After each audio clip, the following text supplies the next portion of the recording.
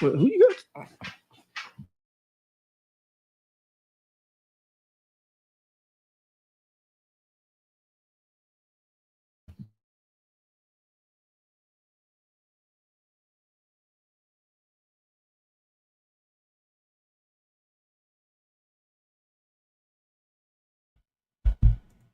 Yo, mute my man. Let's try this again. What's good, brother? What's good, brother? What's good, my man? What is good?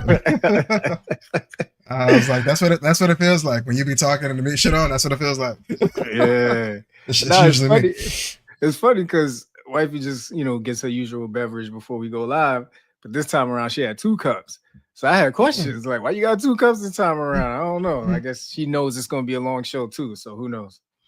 Damn, I was hoping more for my man, but all right. My bad, dog. She said, no. We got. I'm gonna get y'all some big ass cups for Christmas. That's a show. Oh man. Yes, sir, man. Miss Brown in the building early. What's good with you? Miss Brown. We got Chef Cheryl's people coming in early. Chef Cheryl will be joining us later on. We appreciate y'all stopping by early, though, man. We got some good topics well ahead before she gets going. Ms. Brown, what's going on, man? I see you active with your accessories, man. Let people know how they can get in touch with you, how they can order from you. I actually ordered some mugs from her a while back for Freedom Cage. Matter of fact, yeah, you got one too. And then wifey got one for her business. She can't stay long. She cooking. Yes, you can, man. If you got YouTube, right, throw it on the big screen. Throw it on the big screen. Don't worry about it. We on YouTube too. Just go to my page, go in the story, click on there. You know what I'm saying? You can have YouTube on in the background with your music, all that good stuff. It all blends good together. Don't worry about it. Shout out to everybody joining early from YouTube, Facebook, Twitch, X, man. We appreciate all y'all. We are going to get right into it because we got a pretty stacked show here today, man. Let me get over to my notes. All right. Well, first and foremost, brother, how you feeling, man? It's the day before Turkey Day. What's going on?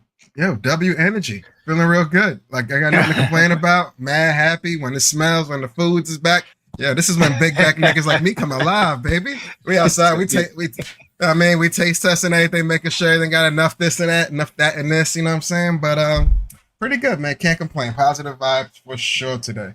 Running around a bit earlier, but how was your day though? How's your Turkey Eve going? Smooth as eggs, man. I was on PTO today, man, so it was real chill. You know what I'm saying? Handled a couple of podcast business. We're gonna get into that a little later on in the show, and just quality time with the missus, man. My son had to go to school.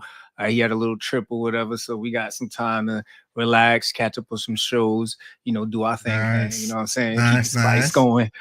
So everything was cool, man. No complaints over here. It was good, Tanya. Yeah, I ain't not the first one in. What? I know. It gotta be a holiday. Gotta be a holiday. So that's for sure, man. But yeah, man. Listen, I don't know if y'all are a big fan of Hell's Kitchen, right?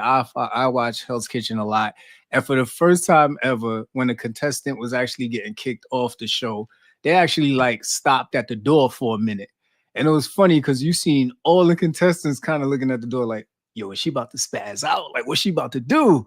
Mm-hmm. Apparently, she thought the doors were automatic. Like, they was just automatically open for her. So, Gordon, being the stand-up funny dude, sarcastic that he is, he looks at her, he's like, the doors aren't going to open for you. You have to actually push them. She was like, oh, I'm sorry. That went through, man. That shit was hilarious, bro. Yeah, that sucks, God. Walking up to the automatic door that's not automatic. The manual. That's happened a few times. I get caught up with the push pull every once so often. If it's not a clear sign and the glass is too clean, you're like, where are the hinges on this bitch? Because I don't know which way to go. But I hate when that happens, man. Yeah, man. I know we're gonna get into more music later, but have you ever heard a song by Meg featuring Little Durk called "Movie"? Movie. Takey? Could be. I think I did hear that one. She was talking super spicy, right? Like she was in her bag on that one, if I'm not mistaken. bro, she walked all over that joint, man. She got a line in there that Yeah, said, "That ain't her man, but that's her man." And for all my people out there, what I'm saying, probably we before get you it. was in a committed relationship, and maybe for you players out there, you got those claims that ain't really claims. You know what I Yeah, mean? man. But the funny Situationships, as they thing, say. exactly. But the funny thing Meg gets into is she's like, when she sees the dude that she's in a situationship with out with a girl, she don't trip. But then when he sees her with somebody, all of a sudden it's an issue. So, I mean, Mm, we throwing that out to the people who are tuning in with us early, man. If you're gonna play the game, you gotta play the game, right? Like, what I'm saying? If you doing two-way you and I'm doing street. Two-way me, you street. exactly, you can't get mad at somebody else doing them, right? Like, Mm-hmm. but yeah, man, just Mm-hmm. quick shout outs to Meg, man. I know she's got a lot of good music. I know that Rock Steady video on drop today. We're gonna talk a little bit about that later. But yo, man, it was actually a cool song, man. I actually caught up on some old shit today. Yeah, what album was that? Don't quote me. I want to say it was like a bad news or good news or something like that. I think it was on one of those on that album she did. But yeah, she floated on that if I'm not mistaken. That wasn't a terrible album. She was rapping a bit better then than I think she is now. But I fuck with her. I fuck with her heavy. Shouts to Meg, man. Definitely, definitely. So I had a very unusual exchange with my FedEx guy the other day. Matter of fact, USPS. So he rings the doorbell, come down to the door, and he's like right up against the gate. And I'm like, yo, you good? He's like, he looks at me, he looks left, right, and he goes under his jacket and gets the package and gives it to me. I'm like, yo, what's going on, bro? He's like, nah, you gotta understand, man. These people around here, they be like they'll be watching the delivery guys. So they be waiting for us to actually like drop the package and they'll run up and steal the shit. So Yeah, we've yeah, been yeah. having to like hand the stuff off right to people to make sure that they get it. Ah, And I was like, oh, salute. what? It's like Salute. that. Salute. I appreciate that shit. Especially if For it's some real. J's. Especially if I ordered some For J's the real. other day. Yeah. Bring that to let me sign for that. Yeah. My Yeah, man, my yeah. man. He might Mhm. get a I don't know if that shit got on the usual route, but you might have to give him a little Christmas card this year. Yeah, nah, he wasn't the usual guy, but I appreciate him. Just like you said, man. Like salute to that dude. Cause at first I didn't know what was happening. I'm like, I knew my mother had something going on in here. Like, but it was actually a really cool thing that he did, man. That's for That's sure. what's up. Shouts to him, man. Yeah, you gotta be careful. This time of year for sure. You got the porch bandits and people just making sure they fucking up somebody else's Christmas. You know what I'm saying? So I'm not gonna lie, I'm a little surprised that they aren't allowed to carry this time of year. All your Mm. delivery guys in the rougher neighborhoods, like you know what I'm saying. But I guess it'll be a great line. I couldn't make a carry, but the Chinese food guys is getting beat up. It's like you know what I'm Oh saying. yeah, It's like what happened? He wasn't carrying. You know what I'm saying? yeah, It's a problem. It's a problem. You got to make that yeah, yeah. mandatory this time of year. Definitely, definitely. Anything else before we get into the recognitions and awareness, bro? Not that crazy. Everything's on the dock today. Just positive vibes, man. Positive vibes. Can't complain. All right, bet. All right, man. So definitely appreciate everybody tuning in once again on IG or YouTube, Facebook, Twitch, man. Shout out to Tanya, Jeff. I see you, Ms. Brown in the building. Only Mrs. Lee over on IG. Shout out to everybody. This is the segment of the show where we get into recognitions and awareness. Number one, I gotta say happy belated birthday to my brother, my big brother Tony. Taught me so Mm, much growing up in this world, man. That is the OG. Love him to pieces, man. I hope he had the best birthday. so Appreciate him so much, man. happy birthday, Tom. Um, yes, sir, yes, sir. You want to take this next one? Oh man, the young nephew, Mr. Chris himself. I ain't gonna lie, man. Watching him play football and all that, like I can't even call him Little Chris no more. Like, you know what I'm saying? But yeah, Chris celebrated birthday today. He's getting older. Probably gonna have some fun this weekend as well. But another good birthday, man. November on the end of November, holiday time is packed. Like, you know what I'm saying? I ain't gonna hold you. Yeah. Shit, even tomorrow. Big Kareem birthday tomorrow as well. I don't know how old he is. That's none of y'all business, but Uncle Kareem from state to state, he been that man. So he'll be able to celebrate another lap around the sun tomorrow as well. That's a fact, man. It's got to be amazing to have a birthday around Thanksgiving because you never get shorted on the meal. Like, Nah, never you know what me. I'm saying? But at the same time, do you get cheated out of that 5-star, that 3 Michelin star Michelin meal? Like, do you get cheated? they don't take you out on dinner that much that weekend. You know what I'm saying? It's like it's mad, everybody got mad leftovers. Like, you want to go eat still? It's like, dog.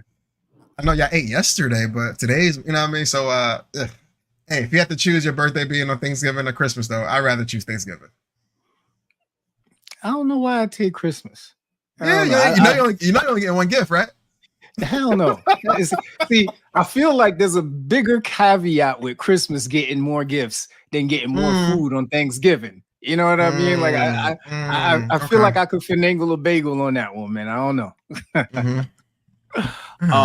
But yes, definitely shout out to the fam. And I actually called Chris today, and you know the hardest part about one of the hardest parts about getting older is when you try to have conversations with the younger kids. It really doesn't last that long. And then you find yourself trying to force the conversation and you realize, wow, that was kind of corny. So you just kind of stop talking at that point. That happened to me today. It's tough talking to the youth, man. Not that they don't care about you. It's just like, yo, whatever. We have the same attitude when we have in-person meetings that could have been Zoom meetings or email related. You know what I'm saying? They get on the phone with you like, yo, you really could have texted all of this that you're trying to tell me. You know what I mean? But you gotta love it. It's new generation. Yeah, man. Great analogy, man. And also it is Native American Heritage Day. We know going into Thanksgiving, there are a lot of mixed feelings when it comes to indigenous peoples. So some of the things that you can actually do to recognize Native American Heritage Day, take time to learn about the original stewards of the land you call home, support Native-led organizations and businesses, and recognize the National Day of Mourning and engage in conversations that honor Native histories, man. So definitely shout out to everybody that's spreading that awareness and that is at the forefront of spreading that knowledge. And then for this last one, man, I don't know how many times, like, we're gonna run out of flowers for this young lady that we call our family. Shout out to CC Media, man. She was going up at the Florida Classic weekend. She continues to amaze me with what she does, both on a business level, social media level. If I Love My Job was a person, it would be her. Family, we love you, we appreciate you, and we see you. Keep fucking grinding, fam. She embodies happiness at work. I'll be hitting up like, what you doing? She'd be like, working. I'm like, nah, you smiling too good to be at work. What you really doing? She's like, nah, I'm dead ass. Like, they're paying me to be here. I was like, that's what's up, man. If you ever hire it, hit me. I could definitely use some part-time hours on your fun time. Big facts. All right, man. So next up, as we move along, we got some throwback information on a Wednesday, though. I'll take it. You know what I'm saying? So first up, this is for my OGs now, Nintendo 64. I know you remember those intense matches of Mario Kart, getting the golden gun and 007 and just pissing off your cousins. Well, Nintendo 64 is returning in Q1 of 2025 with a 4K version, man. You can see the asking price here. All I can think, Kenny, is Mario Kart on a 75-inch flat screen is about to be lit. How you feeling, bro? I was thinking GoldenEye, you know what I'm saying? We gotta, you know what I mean? Because if I catch that golden gun, it's a problem for people. You know, the one-shot kill, it's a rap ski. Yeesh. I do got a couple hopes. I hope it is still wireless. I don't want to take it all the way back. You know what I mean? I see they got the little, if that's the photo they're giving people and they got them plugins in the front, I'm gonna be tight. I ain't gonna lie to you. But if you do want to get your Mario Kart, your current Mario Kart big screen on, remember they got the Nintendo Switch out. That's one of the games they do got. You can throw on there. I've been busting the kids' ass every time they giving me problems. It's like, yo, we can take this to the cart right now. You know what I mean? If y'all feel like we got an issue, and every time I'm first place, they tight. They don't like it. But I like this. I hope. I don't know. I'm a grown man. I don't think I'm gonna be blowing out cartridges. Pause. I don't know how much. If it's dusty, I don't know how I'm gonna feel about that at this age. Man. That's what the kids for. Even so, hey, blow on this. You can't do that. Like, you know what I'm saying? Like, that's gonna be rough. I'm older now. I think after the game is out, I'm throwing it right in the Ziploc bag. Keep it dust free. No issues. The older you get smarter. Baby. Yeah. They got the joint that for the keyboards. You can use that probably too now. Who knows? It's a fact. Yeah. I almost got caught with the pause. I almost said it. I was like, the joint for the keyboard. As long as you know what I meant, we good. I was close. I was hoping that. Oh shit. Oh man, but keeping it throwback, and this is for my big sneakerheads. I wish I had the song so icy could play without copyright issues, man. Yeah. The Jordan 11 Columbia Blues did a shock drop yesterday at 5 o'clock. If you got them, let us know in the chat that you got lucky. If you didn't, you could put the sad face in the chat. It's all the same, man. But these are coming back holiday 2024. These originally dropped in 96. 3 retro releases since then: 01, 2014, and now 2024. Kenny, you copping? I ain't gonna lie, I had them in my cart yesterday. I was real close to like just confirm. Yeah, that's me. But I was like, you know what? Back in 01 when I had these, this is when I realized I didn't know how much patent leather was on this shoe until you seen it in all white. Like Concord, you let it ride. Red, you let it ride. But that's a lot of, even with the cool grays, it's cool because it's gray. But the Columbians, though, as dope as they are, that is a lot of white patent leather. And I remember in 01, I got a scuff at the front. And as you know, you scuff patent leather, there's no ointment in the world that's going to get that rub out. Pause. So I was about to do it. I was like, nah, I'm going to let the kids have this one, man. I'm going to let the kids have that one. But I'm going to skip this time. I'll get the next one. All right. Represent. I get it. Yeah, man. So I'm very excited about these. I did luck out having them in the cart. It was really cool, man. So looking forward to crushing those, man, getting into those. Always a big fan of those Jordan 11s, man. But listen, I know some of y'all are waiting for Chef Cheryl. She is on her way real soon, man. So please hang in there with us. We still got a lot of good topics to get into. And we actually got some really, real cool FCP announcements for you. Kenny, man, why don't you take them through the first one? Man, we've been working on this for a little bit. You know what I'm saying? Mr. Ramali, you may recognize him from episode 91 that we did and dropped not too long ago.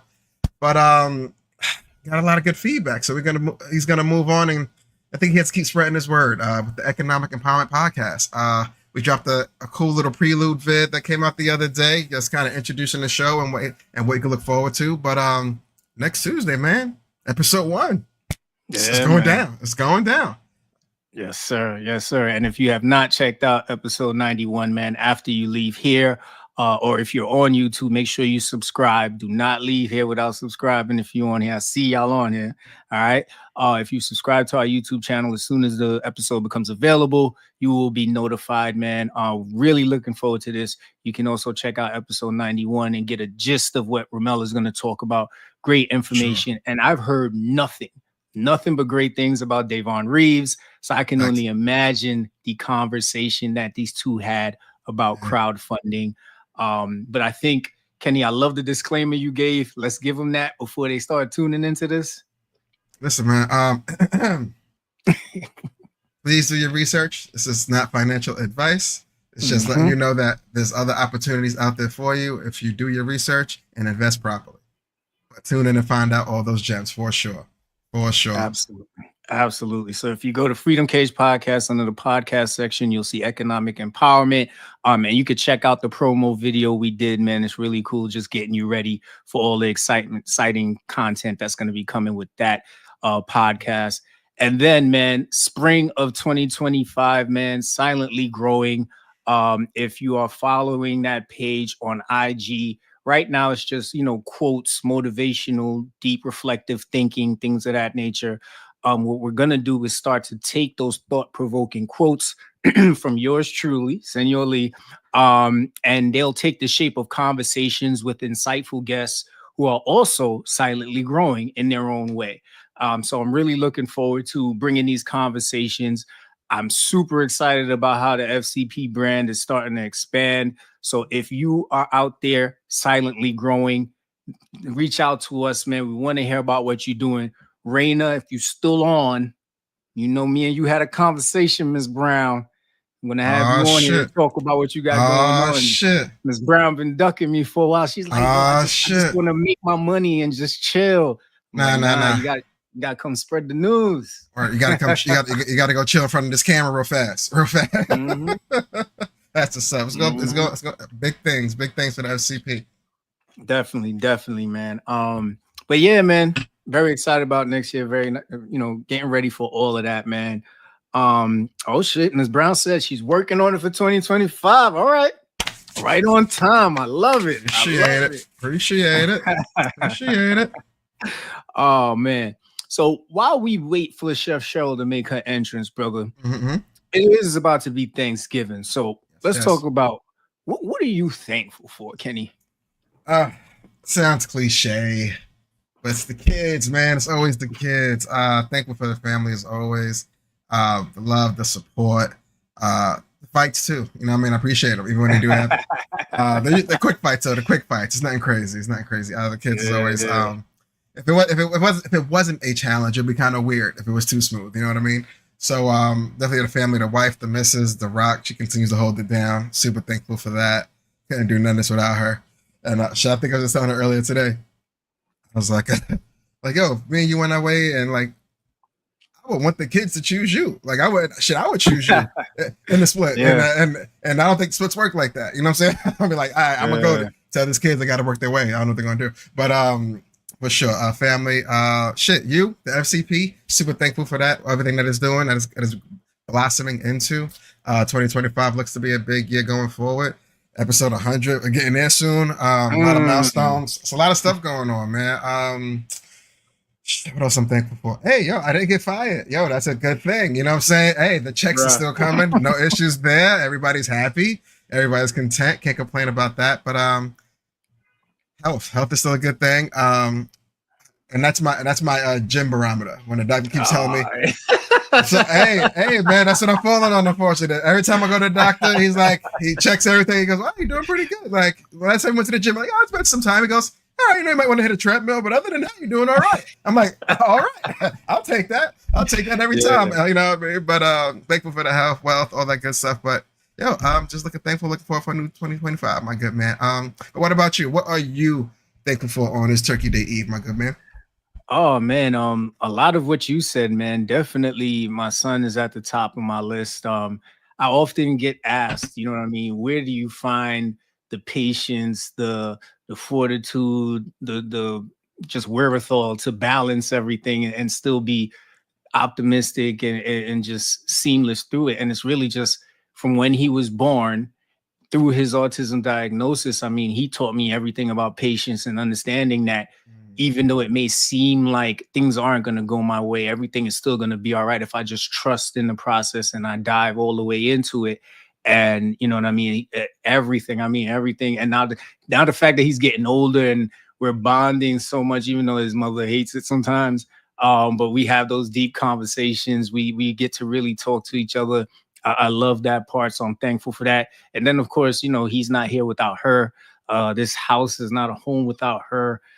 She definitely is my support system that allows me to go out and do 80 million things and come back to her and just pretty much lay up and chill. So I'm definitely appreciative to her. I love her. You know, saying all the family, you bro, for, you know, getting in this car with me since 2021 and in this FCP thing, and just you trusting me and me seeing you blossom and everything. And now looking at where 2025 is going, man. I mean, I'm super excited about it. Thankful for everybody who tunes in. We appreciate you the most, man, because you're the ones who keep this alive, from the likes, the shares, tuning into the episodes. The feedback is definitely great. Even when you say, yo, bro, you probably should stay away from that. That wasn't that good. It's still good because it means that you watched it. You know what I mean? And health, definitely, man. I can't get out of bed. I can't speak. I can't move unless I'm doing the right things, both internally and externally. So I'm definitely thankful for that, man. Whole lot going on. Whole lot going on. That's what's up. Trying to think. Not to put a flip on things, but you had the opportunity to be thankful for things that might have came and went out your way. Are you thankful some things are no longer in your life? Ooh, yes. Toxic energy. We started at positive vibes, man, but you gotta get rid of that shit to get positive. Toxic energy, man. You know what I'm saying? They say your mental health is your mental wealth, man. And you know, as long as you keep a positive circle around you, an honest circle too, it's supportive, it's healthy, it keeps you stable, it keeps you on the right track. And I realized like I was going above and beyond or looking for certain things from people that just wasn't in them. And it took a long time to realize that because they were people that I really cared about. But, sometimes, you go down a journey with someone and you have to realize that maybe that journey has ended at that point for y'all. And it's up to them now to figure out where they want to go. And you got to keep pushing because guess what? You just made room for another great person who's going to be in that part of that next journey for you. And you got to make space for that in some way. And it makes sense to me, y'all. It may not land for some of y'all, but it's made sense for me this year. And it's been great, bro. That's what's up. That's what's up. Am I thankful for anything that has removed itself from my life? I won't say negative energy, but I would say fake energy. For anybody that was around and it wasn't great and didn't want to stick around to make it better again, hey, we understand. But I'm happy we chose that. We chose the way that we're going. You know what I'm saying? It is what it is at that point, But yeah, keep the fake away from me if you could for the next year. And like Tanya just said, everybody can't go. And that's fine. Yeah. That's okay. It's okay. Yeah. Like if cars were an infinite seater, you'll take everybody with you. But that's why people buy coots. I mean, shout out to my man Sean, first one with one. But you know what I'm saying? Oh man, shout out to everybody. A long time ago, it's just me and one. What? So you gotta earn this passenger seatbelt. You know what I'm saying? But yeah, man, everybody can't go, and it's as you get older, it's okay to understand that everybody can't, and now you understand why everybody can't. So yeah, just any fake energy, get that off, man, for sure. No doubt.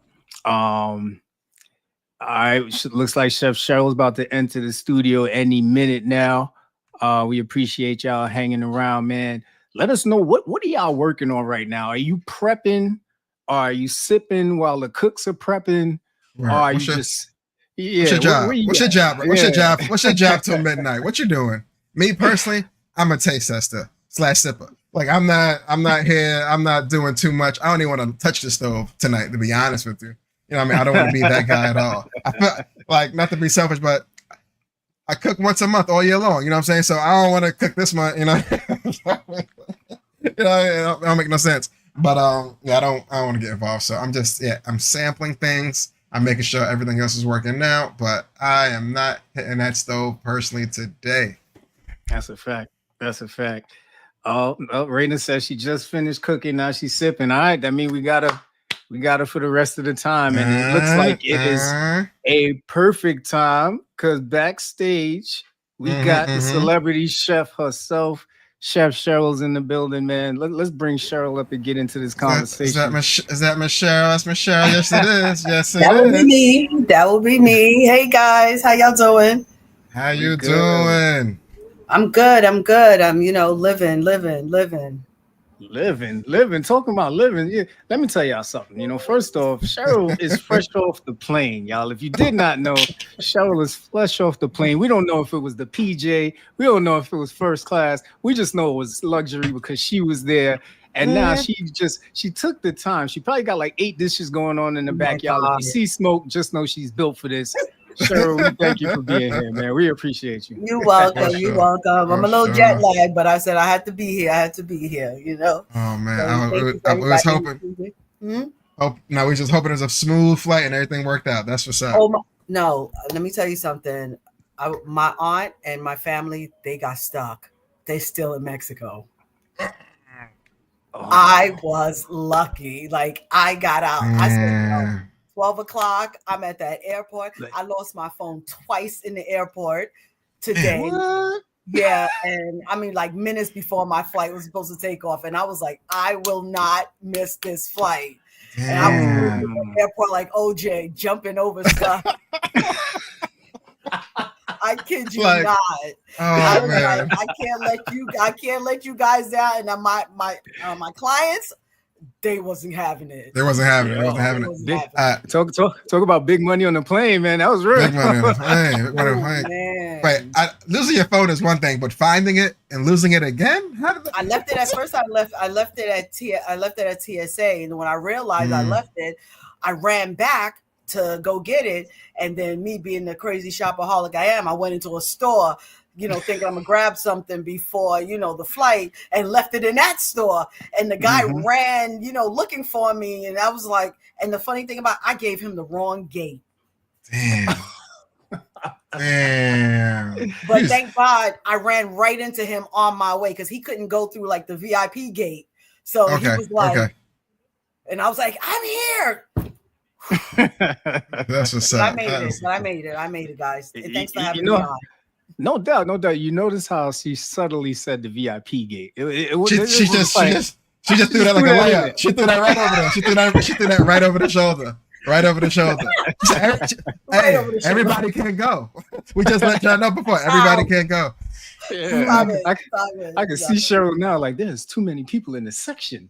Y'all messing with my controlled airflow in this place. Y'all bad.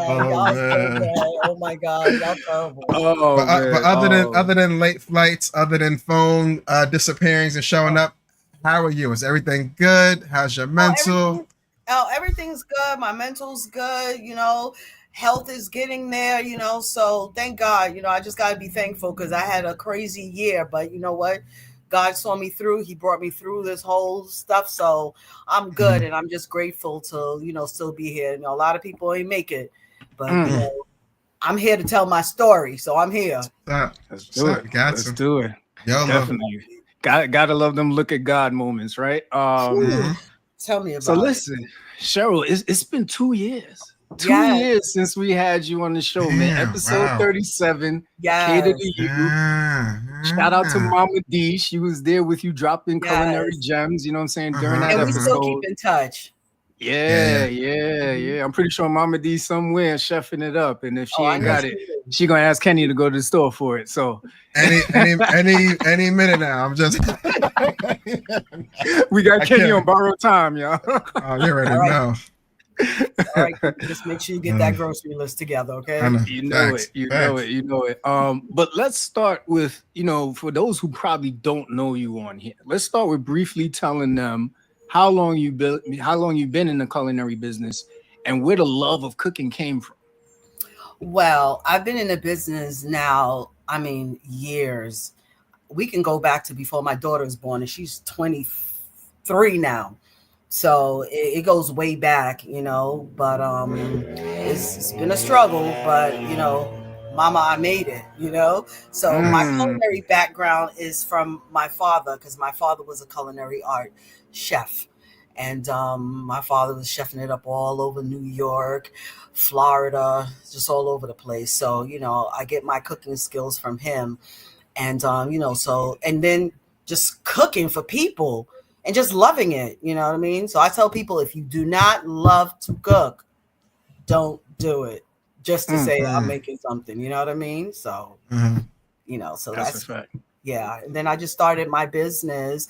My sisters and I, we used to go to Greek Fest. We used to just do it all. We used to be out in the streets of Lefrak City, where we came from, just cooking and just, we was called the Pineapple Ladies. We was selling all type of stuff, drinks. Pineapple Ladies. Yeah. Pineapple Ladies. Pina coladas, those good old pina coladas, with the water in it. Yeah. The adult water. Right, nothing crazy. So I just turned my love of food into a business, because when I saw it, I was like, wait a minute, this thing can take me somewhere, so it took me where I'm at today. So, I'm grateful. And speaking of taking you places, I know you mentioned Lefrak City. You were local, not that you were small time, but you was big time back then already anyway. But now that the catering business has taken off, where have you traveled? Where has your passion for food taken you around the world so far? Oh my God, it's taken me everywhere. I can't even start to tell you all the countries I've already been to.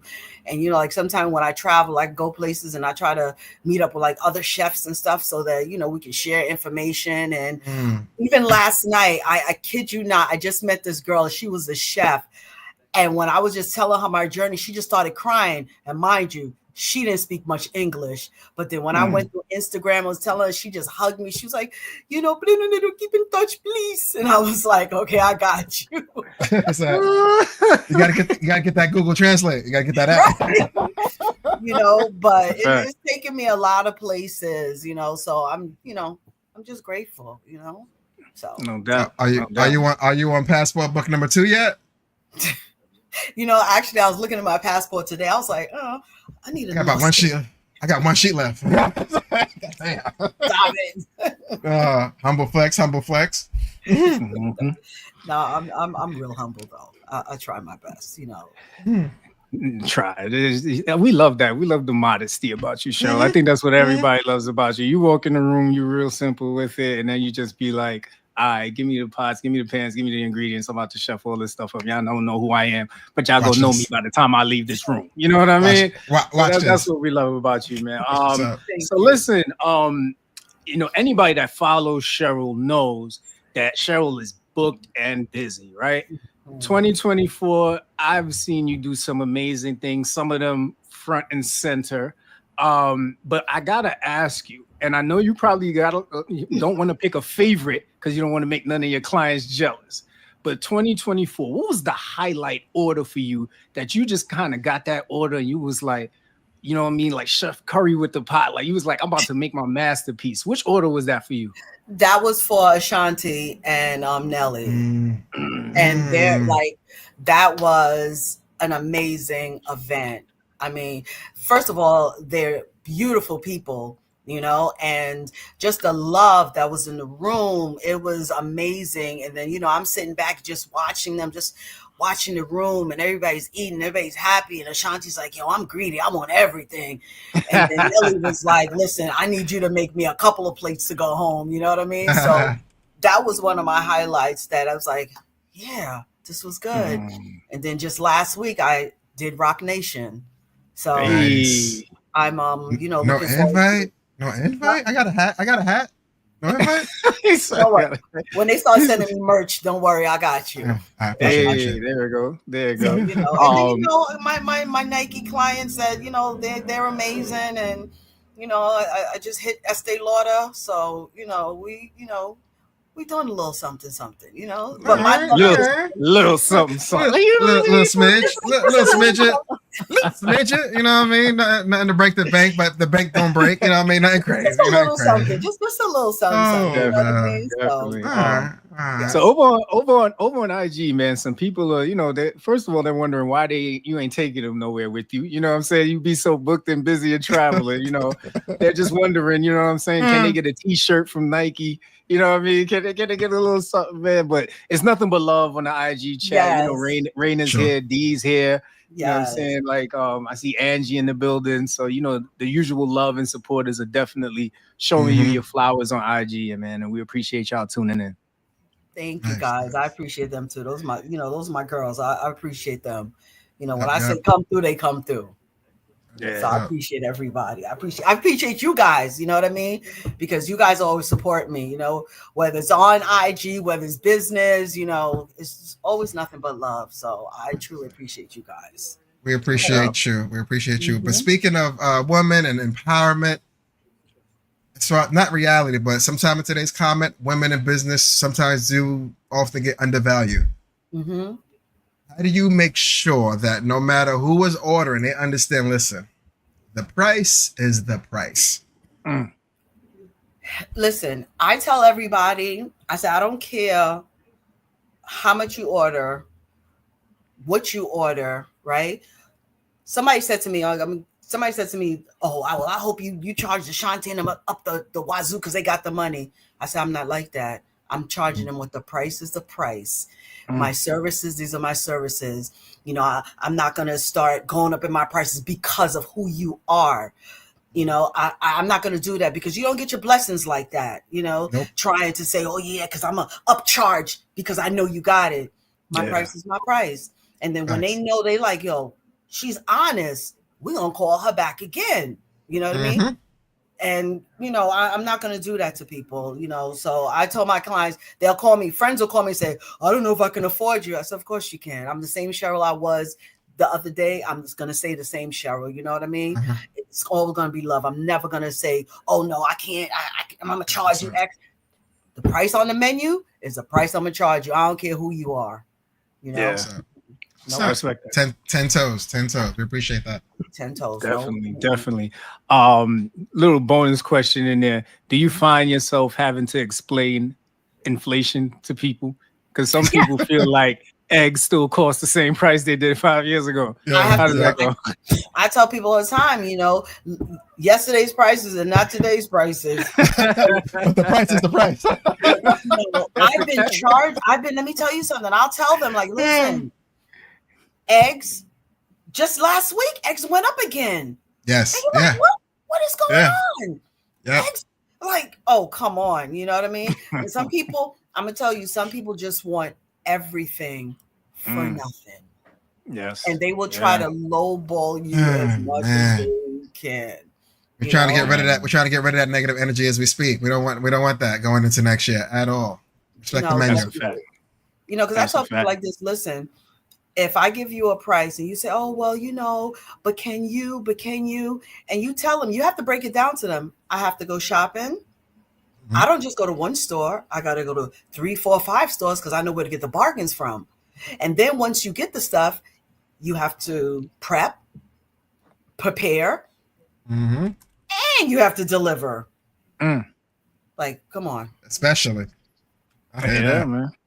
Yeah, man. I'm telling you that the time part, people don't understand how much time actually means and how much it costs. You know what I mean? And staying along those lines, right? Having to explain to the people who support you why the price is the price. Here on this show, we talk a lot about supporting one another, especially as Black people.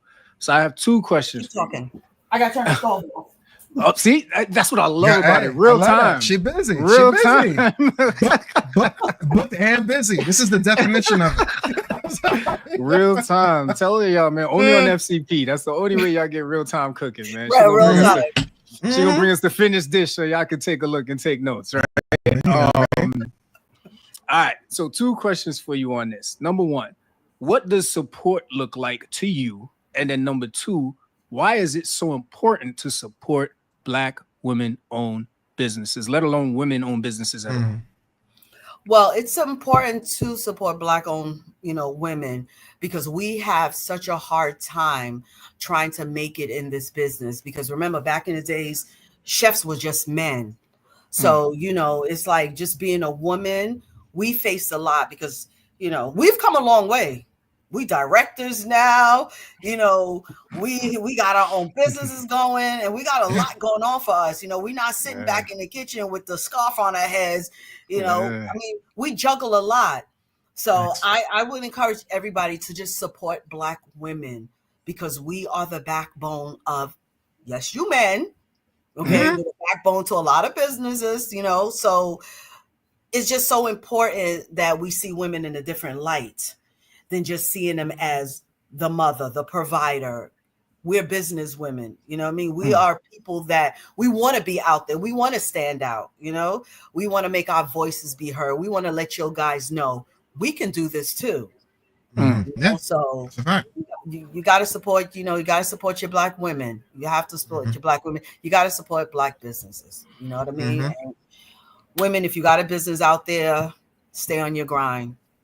Sure. It's gonna be tough, but don't give up. Nothing worth it. Nothing worth it comes easy. Nothing worth it comes easy. That's a fact. The first part of that one though, what does support look like for you? Well, support. I need the support, and I want the support. Okay, I expect my people to support me. Okay, just like I support you, because I'm one person I can tell you I support everybody.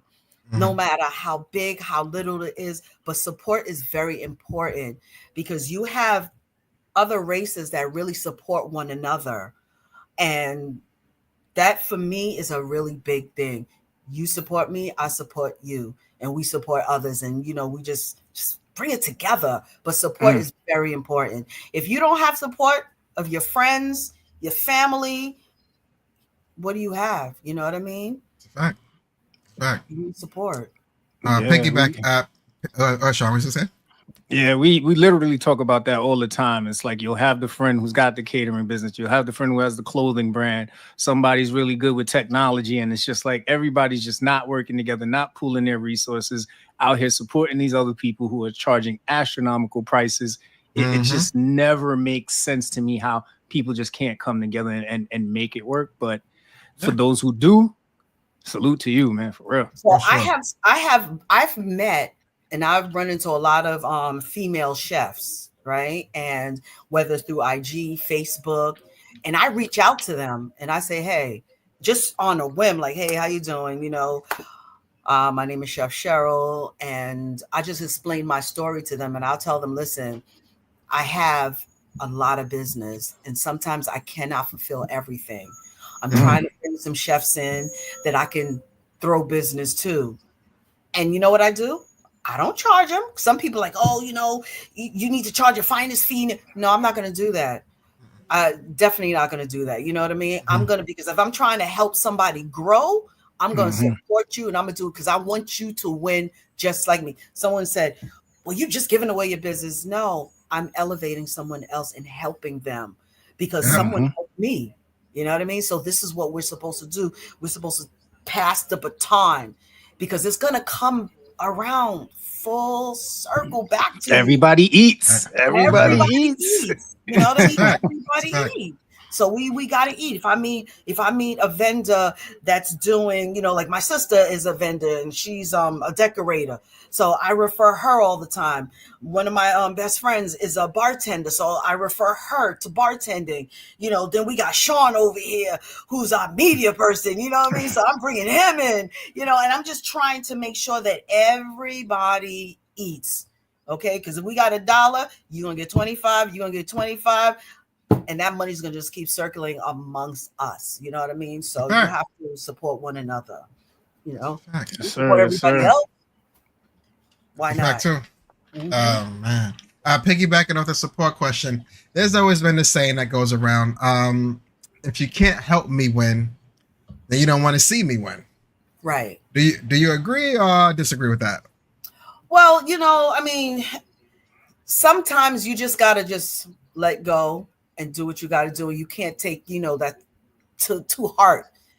Okay. It's hard because you care. Hey, fix your face, Sean. I'll hold my thoughts for now. Go ahead. It's hard, you know. It is hard, you know, when you try to help somebody and then they don't want to turn around and help you. I get that sometimes. I'm not gonna lie. I support a lot of people and I do a lot of things for people. And then when it's my turn, I always sit back and say, let me see if this person is gonna stand up for me and do what they got to do for me. And if they don't, it's okay, because for that one that didn't support me, I still got 10 other people that's gonna support me. And then I'm gonna look out for them. You know, I'm gonna look out for them, but maybe not as hard as I would have if you would have supported me like you were supposed to. You know, right. I got this heart that sometimes I overlook a lot of stuff. You know, I overlook a lot. But you know, I always say, Sean making faces over there. I don't know what to tell you. I'm sorry, Chef. He's usually not like this. He's usually not like this. I'm sorry about that. I didn't do that because I always say God's got me. You know what I mean? And I'm doing it from my heart. I'm doing it because I want to see everybody win, and I know not everybody want to see you win, but it's okay because I'm still winning. That's how you do it. And not to plug, economic empowerment dropping next week, but ROI isn't just on investments; it's within humans too. You know what I mean? Like I'm all for returning whatever I got to you and some. But if none of that came my way, I really have no point in laying. You know what I mean? You have no purpose in doing that. So I respect that. I appreciate it. Okay, Sean, we need to, because you had your face all twisted up. So listen, let him go. You want the solo? You want the solo?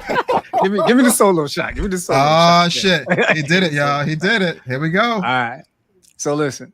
I'm all for reciprocity, just like Cheryl was talking about, right? But at some point, if you really want to see me win, there should be some part that you play in that. You know what I mean? If you cannot support someone, and support is very simple.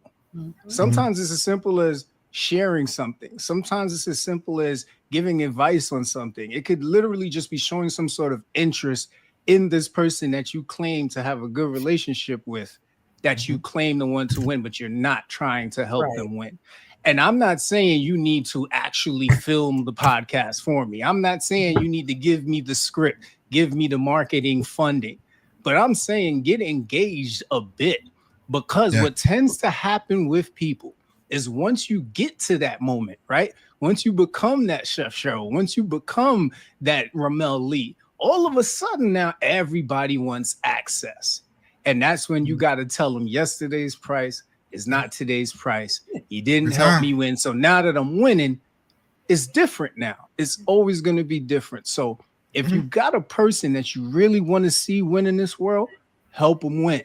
Find out how you can help them win. I'm not telling you break the bank or go out of your means, but if that's your people's, if that's your girl, your man's, whoever, why can't you help them win? That's my stance on it. I'm not looking for fans. I'm not looking for nobody to agree, but I guarantee you those who are winning, the people around them help them win and wanted to see them win. And the people who not around, they didn't really want to see them win, but they're trying to come around now. I bet you that. Those is jams. Those is jams on the low. Those is jams on the low if you're paying attention. I appreciate that. Let the church say amen. Amen. Amen. As long as it's over a trap beat. All right, listen, tomorrow is Thanksgiving, Cheryl. We see that you are busy. We see that you are doing your thing. What's on the Chef Cheryl menu for Thanksgiving?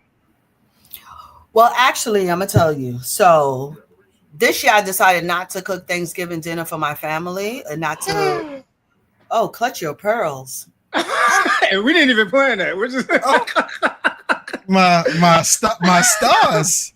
No, fuck that. No. I'm sorry. Excuse my language. I'm so sorry, Chef. No. If I had a celebrity chef in my like post circle like this, we gotta fight. You gotta fight on Black Friday morning. Like I gave you all day. You ain't even want to drop off you ain't dropping no sweet potato pie, no nothing. We gotta fight on Black Friday morning. Sorry. Not even the dip. No dip. No dip. Dang. I was actually calling around to say who can I go to their house for dinner, because I was like, no. I promise. I'm gonna make one. Okay, so I have an order. I have orders for tonight, and I have an order for tomorrow. So what I'm gonna do is just piece off a little something while I'm cooking, so my daughter can have something to eat. But we just keeping it real light this year. There won't be no fried turkey. There won't be no stuffed turkey. There won't be no. It's funny. No. This year I was just like, you know what? I'm gonna take it easy. I'm just gonna take it easy. Yes. I mean, I'm dropping off some stuff, so I'm shooting by one of my girlfriend's house with some lamb chops. Oh, okay. I ain't mad at that. I could use a lamb chop. I ain't mad at that. I think Mama D doing the same thing this year. She was telling me the other day. She said I was gonna fry a turkey, but then it's just gonna be a big ass turkey here. I'm like, you're right. Nobody, she's gonna do all that turkey. You know what I'm saying? So she took a backseat a little this year and just is gonna chill out, with the brother-in-laws. But chefs need breaks too, and this might be a weird holiday, but the perfect holiday at the same time to do so. Right, just rest, just take it easy. You know what I mean? I want to eat somebody else's food. All right, fair enough. Yeah, so I mean, you kind of threw me off there because I was gonna build off of your menu, but since there is no menu, we will keep the show rolling. So one of my clients ordered for tomorrow collard greens, macaroni and cheese, a ham, a spiral. She wanted a spiral ham. She wanted yams and oxtails and yellow rice. Talking dirty to me. Right. Yeah, so this is extra gravy on the rice, please. Right, I got you. Yeah, I'm a gravy lover too. So I love my gravy. So and my other girlfriend, Raina, actually, she wanted some lamb chops with the chimichurri sauce, and she was like, come through with that, So, and I was fresh off the plane. This girl called me like, I'm on my knees begging you for some yellow rice. And I'm like, all right, I got you. Just come through it. Yeah, I got you. So, that's a little menu right there. Okay. The fact that she put Lil in front of that is crazy. Like, she made like 12 dishes real fast. 12 quick dishes. Yeah. Like. No, And that's a fact. That's light. And we got some people in the chat who's sharing their menus, man. Miss Brown, you know Raina, she said she got jerk, fried turkey, and Cajun. Tanya's got turkey wing flats, dressing, sweet potatoes, and greens here. So yeah, our chat is cooking up, man. Our chat is cooking up. I don't know, Sean. I see a lot of menu items. I don't see no invites, but we're gonna keep it going. That's a fact. So Cheryl D is asking, do you judge others cooking? Be honest. Yeah. Well, okay. I respect it. I was hoping she said yeah. No. But okay, I just like restaurants. Like I go to restaurants and I'm like, if the food is not good, my friends, now I have friends on here and Akia is one of them, and she would tell you, I will send my food back. They hate going places with me because I'm like, I don't like this. It's no good. We went to Florida one day, everybody's eating, and I'm sitting there like this. Face disgusted. Because to me, it wasn't good. You know what I mean? I sent my food back like twice, and I'm like, these lamb chops are salty. I'm gonna die. You know, yeah. I can see Akia now. Like they gonna spin on food now. Right. Like, Right. I'll be scared. I'll be scared to send food back. I ain't gonna hold you. Right. This is what they be saying. They be like, "Oh boy, she gonna send it back." You know, so, but I'm very, I'm funny about food. You know what I mean? And you know, if it don't taste well, I'm not eating it. I'm very funny about, stuff. But I'm gonna try it and, take it home and probably not eat it, but. So here's the thing then, right? Since now we know that you're judgmental all around. You're trying to make it seem like it's just about restaurants, but we know you probably at barbecues like, I ain't touching that.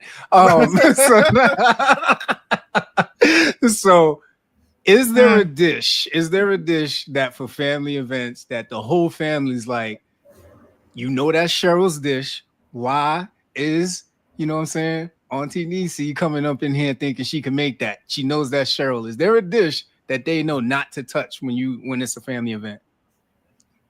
All the food. I was about to say she a chef. She ain't got no weak spot. So what you gonna say? She said she'll let y'all make the cranberry sauce. But you know what? It's funny because if I have like family and friends come places and people bring things, the first thing they ask me is, "What did you make?" Because I don't even want to play that game. Like, oh God, I don't care if Cheryl brought chips. I'm taking my chips back home. Oh, yeah, I don't know what she put in there. I don't know what she put in there. I have no idea what she put in there. So what you mean she selected potatoes herself? She made each chip? Nah, I'm good. Yo, serious. I brought some Lay's thinking I was killing shit. Yeah, man. Once you see the chips in the little, you know what I'm saying, the little Glad wrap, like, nah, Cheryl did some shit to them chips. I'm taking my Doritos home, leaving them in the car. I put that actual seasoning on the side. So okay, so I worked at a job years ago, right? I worked for a facility and there was a chef on site. So the director called me into her office. She stayed. I was wondering, why is she still here? She said, Cheryl, I'm going to ask you to do something, but I need you never to say what you're going to do. And I was like, what is that? She said, I need you to go in the kitchen after the chef leaves and re-season everything. Oh, no. I was. No. Oh, my God. I was like. What's the fee on that? I was like. No.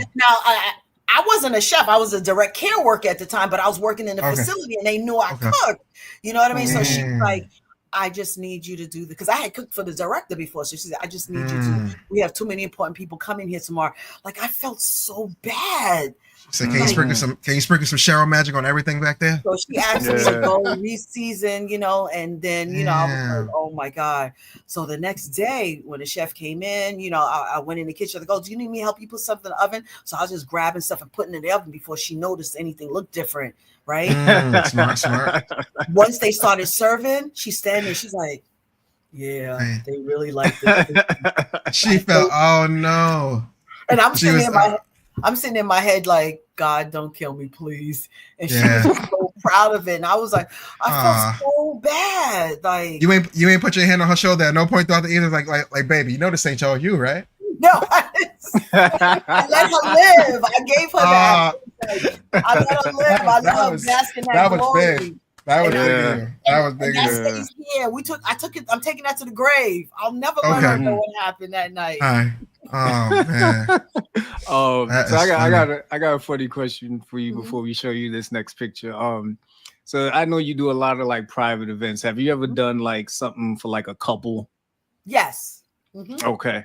So you ever been, back there doing your thing, prepping things up and hear them start getting into like some intense fight, and then you got to just come out there and be like, prime rib. You know what I'm saying? Like you're in the middle of this tense situation, it's like prime rib, y'all enjoy. Thank God, no, that never happened. Because I'm gonna be like, y'all still gotta pay, right? Word. They're not gonna fake no fight before the bills tallied up. We're not gonna do that. Oh no. Whether y'all eat this shit or not, I can hear you. Whether y'all eat this or not, the bill must be paid. That's a fact. Yeah, man. That's a fact. Yeah, man. I can just imagine like you in there chefing it up, man, and you just hear some random shit. You know what I mean? Like nobody wants to be a part of those awkward Part situations. of the game. And I've been in situations where they've left the room and went to the bedroom, and then you're like, the next meal is coming up. Coming back.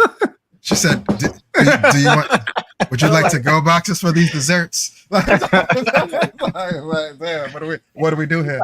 And they're coming back like, yeah, because I'm, we good.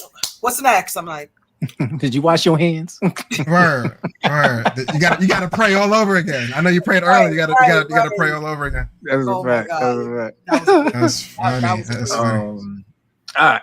So I saw this one today, and I actually sent it to a couple people. Some of them are probably on this live right now. So I want you to look at this, Cheryl. This person claims that they bought a pregnant turkey. I'm assuming they put chicken here, but they said they brought a pregnant turkey. And in the actual video, you see them pulling out this mini chicken out of this thing. So now I have mixed feelings here, right? I feel like it's messed up at first, but then it's like, did I sneakingly get a 2-for-1 deal as long as I season that second one the right way? No. Salmonella for sure, like disease. Yeah. Yeah. That's not turducken. That's something else. Right. That's something else. Fair enough. That just looks sick. Yeah, wasn't. The fact that they had the nerves to pull a camera out, said, "Nah, film this shit." Like I would have slid that into the trash up past. Where's the turkey? What turkey? My question is, did they eat it? That's a good question. Did they eat it? That's a good question. Did they take that part out, put it to the side, and just let's just eat around it? I don't know. There's a lot of questions with that. I don't wish that on nobody, not even my enemy. That's a rough one. That was a rough one right there. Right. Yeah. I don't know if I would have ate that. All right. Fair enough. Fair enough. We'll get rid of that. Go ahead, bro. I was told that you do a yearly give back. Yes. Could you help or explain that to the audience today? Okay, so it started when my daughter was 16. I asked her, what do you want me to put on invitations as far as, your friends bring you gifts and stuff like that? And she said, no. She said, I would like for everybody to bring me canned goods. I said, canned goods? She said, yeah, mommy, I want, my friends to bring me all canned goods because I want to donate it, to a shelter. And I was like, oh, okay. That's what you want. I said, all right, fine. And then right after that, I'm telling you, her friends understood the assignment and friends actually bought canned goods. So we had bags and bags of canned goods. So we took it to a shelter the next day. And so every year after that, we started Jordan's Party with a Purpose. So every year I find a shelter and we go into the shelters and we have her birthday party. And, I cook food. I get, friends to help come and serve. I ask people. Now, last year was the first year that I actually asked people to come out, serve, and give little donations. And I mean, the outpouring of stuff that came in was so amazing. One of my girlfriends bought toys, like, I mean, filled the room with toys. And it's nothing like seeing these people that don't have. They were so happy. Like everybody was loving it. The year before that, we had something with the Aquarius boys and Roxanne Shante. They came through and it was amazing. So this year we're having another one, and we're having it on December 7th at over here in Queens. And this year, actually, the New York, New Jersey Port Authority, the LaGuardia Kiwanis Club and LaGuardia Airport, and two other entities has joined in with me. They called me like, listen, we heard what you do. We want to be a part of it. And, this is what we're going to do. We're going to do some fundraising. We're going to get this money up, and we want you to do what you do, So next year, I think I'm going to go into another borough. So I need help going to Brooklyn, the Bronx. Yes. So it's called Jordan's Birthday, Party with a Purpose. So if anybody wants to come out, I'll send out the information. You can come on out, bring your families, let these kids see that we're only a paycheck away from being on the street. You know what I mean? We just never know what our situation may turn today or tomorrow. And I learned that from my daughter, because after parties, she used to say to me, I used to say, oh, I have food. Jordan told me one night, Mommy, let's take it and give to the homeless people. I said, it's 11 o'clock at night. Yeah. She had me driving around for like 3 hours, going on the bridges, taking food. And I was like, that's what's up. So that's what we do. So guys, if you want to come out and support, bring your families out, feel free. That's super dope. That's super dope. Mm-hmm. Don't get your blessings, when you give back, you know what I mean? So that's my thing. Mm-hmm. Yeah, I remember the first time you told us about it, and it's been amazing ever since. And you can see what happens when you put good things out there in the world. Right. People notice it, and they just want to be a part of it and give back. And your statement is so true. I mean, it can literally happen to anybody, and I think that's always one of my biggest concerns. Is while a lot of us may be so blessed, there are Thanksgiving hits everybody differently. Yep. And we just try and be as grateful as we can, but understand there's more that we can do, there's more that we can give. So you already know, me and you spoke. Whatever you need next Saturday, I'm in. Definitely we're gonna make it rock. But yeah, I think everything that you do, Cheryl, is amazing, man. This conversation, I think, was good for the soul, whether people are still cooking right now or just sipping. We definitely needed this blessing from you. You're such a great spirit. You're such a hard worker. And the last question I have for you before you leave here today is what are you most thankful for going into tomorrow? My family. I'm thankful for my family. I'm thankful for the friends that I have, the people that support me. That's like my day ones that been here, just rocking with me, that still call me and don't think, like, oh, you bigger than life now. I can't. And I'm just like, no, I am who I am. A lady approached me one time and said, hey, why don't you tell people what you do with this give back? And, And I said, no, because I do it from my heart. And then they contacted me a few weeks later. The senator's office wanting to honor me and my daughter. And I don't know. I felt bad. I was like, I'm just doing it from my heart, so I'm just thankful for life. I thank God for everybody that, today that took time out just to be here. I just, I thank God for my job, God giving me the talents, and thank God to a good surgeon who I still got my hand, but amen. So I just thank God. I take nothing for granted, because I know things can turn.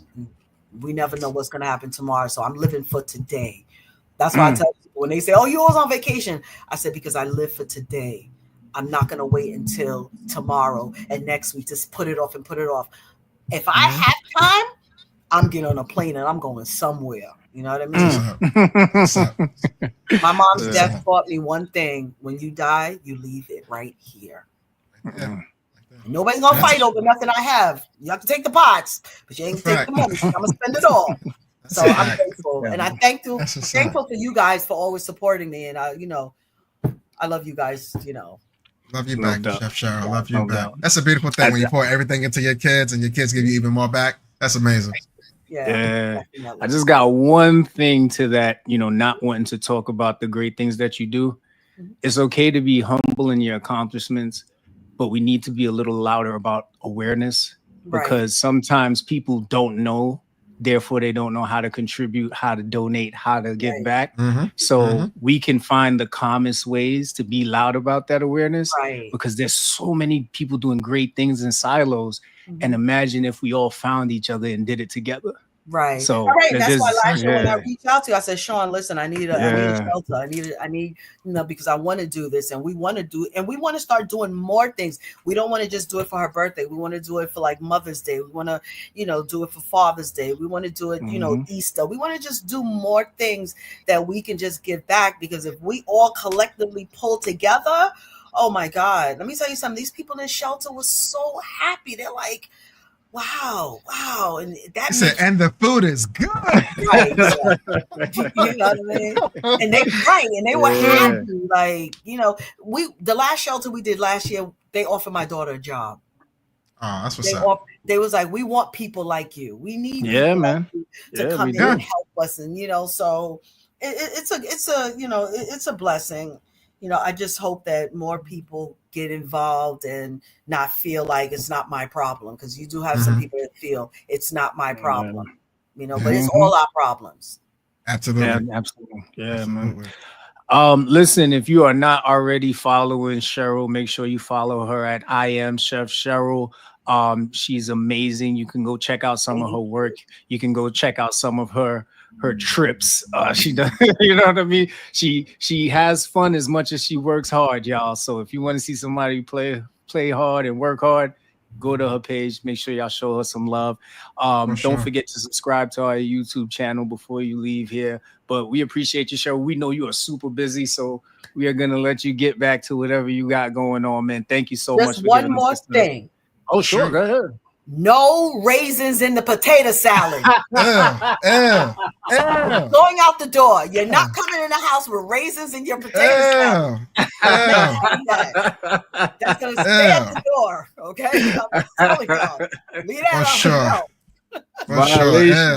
Violation. Wait. What if the person that brought it is cute? It don't matter, right?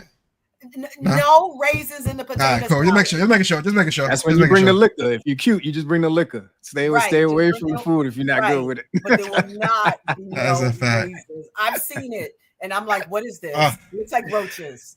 Get that out of here. So I ain't gonna lie. I'm blessed and privileged to not have seen this ever in real life. I'm so happy I haven't. I've heard these terrible rumors. I'm sorry you had to experience that, Chef Cheryl. But I'm so happy I've never got to see this live and in person. I don't know how I react. No raisins, guys. Oh God. Raisins belong to cereal. Definitely. So everybody have a wonderful Thanksgiving. Yes. And if y'all got your food to come and get, please come get it. I will be outside selling it on the corner. She said, because I'm out of fridge space. So y'all got to come get this. Right? Take care. Thank you so much. All right, guys. Happy Thanksgiving to you and your family. Yes, and thank you guys for having me. I appreciate you guys. No doubt. Thank you. I'm gonna try to sign off here so I can go back to my collard greens. We got you. Take care, guys. Bye, everybody. Yeah. Oh man, Cheryl's amazing, man. Shout out to Cheryl, man. Show Cheryl some love in the chat if you're still with us, man. For sure. We really appreciate her. We thank you all, anybody who joined just to support Cheryl. We always appreciate that. Before you leave, just make sure you follow us on IG, subscribe to our YouTube channel, man. We got so much content, so many good guests coming. As we announced, we have economic empowerment coming starting next Tuesday, December 3rd. And of course, Silently Growing coming spring 2025. In the meantime, you can catch the video promo for economic empowerment on our YouTube channel. And also you can catch up on episodes, Freedom Cage Podcast, man, as we approach episode 100. Kenny, Jesus. We've been at it for a minute, bro. I want to say it went by fast, but it was kind of slow. It went quick at the same time. Yeah. For sure. Yeah, for sure. definitely. But the show doesn't stop, y'all. We couple more things to get to. Yes. For our music aficionados, I think everybody knows the big album that dropped, GNX from Kendrick Lamar. Kenny, man, you are my rap guru. You are the person I call whenever new music drops. Talk to us, man. How you feeling? Listen, man. It was Friday. It was a good weather day. Everything was calm. It was cordial. There was no problem. I was at work handling regular Outlook shit, bro. It was a regular day. Get a little text.